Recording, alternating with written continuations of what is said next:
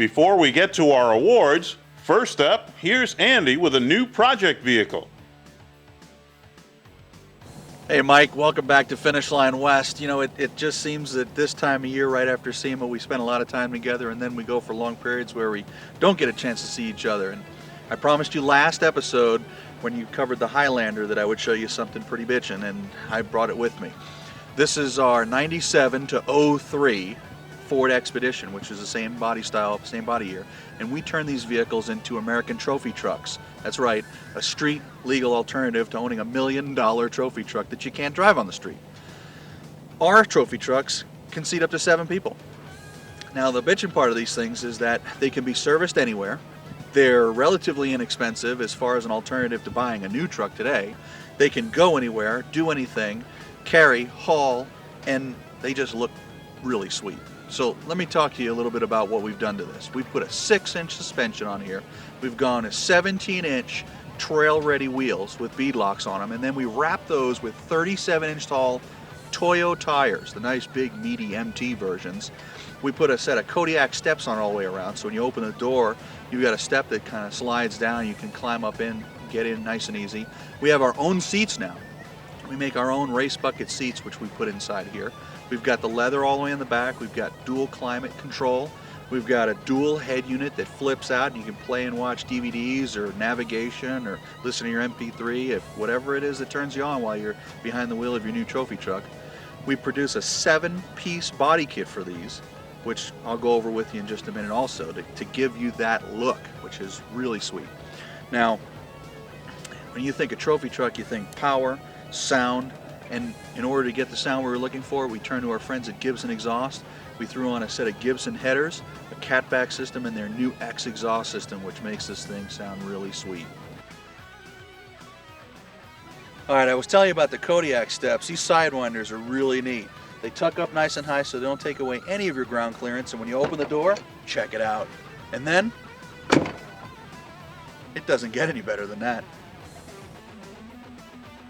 One of the things that most people like when they purchase an SUV is a really good sound system, and one of the ways we can accomplish that is by using JL Audio components. Basically what we did was we built a downward firing sub box so that if you look at the box itself, you can't see any of the speakers. They're tucked up underneath and they fire down. So that if you decide you're going to toss the kids, the soccer apparel, the hockey gear, whatever it is you're going to toss back here, you don't have to worry about damaging expensive subs.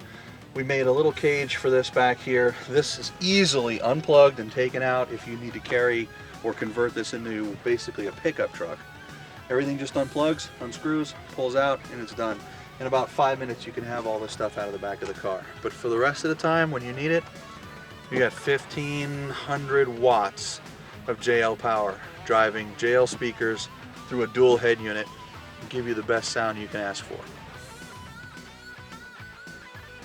Let me talk to you just a little bit about the suspension that we chose for our American trophy trucks. We wanted to give our buyers a very plush ride, and we accomplished that 2 ways. One, by installing an RCD 6-inch suspension system that included Bilstein shocks. And the other was to go with the Toyo tires. Now, we talk a lot about ride specialists and what they do, and one of the reasons why Toyo is fast becoming a leader in the tire market is because they have people dedicated to deal with people like me who restyle vehicles. And we spent a great deal of time with them trying to choose not only just the size, how much tire pressure we should run, what kind of a wheel we should use with it, how much offset we should use with that wheel so that the vehicle went down the road straight and handled very well. Now, a lot of times you see vehicles going down the road and they're lifted and they're not any wider than they were when they were stock. Well, what we did was we went up 6 inches and we went out 6 inches. So the vehicle handles very much like a sports car, even though you're lifted in the air. And if you have seen this vehicle from the front, this is an 84-inch wide front clip. The tires match it front and rear.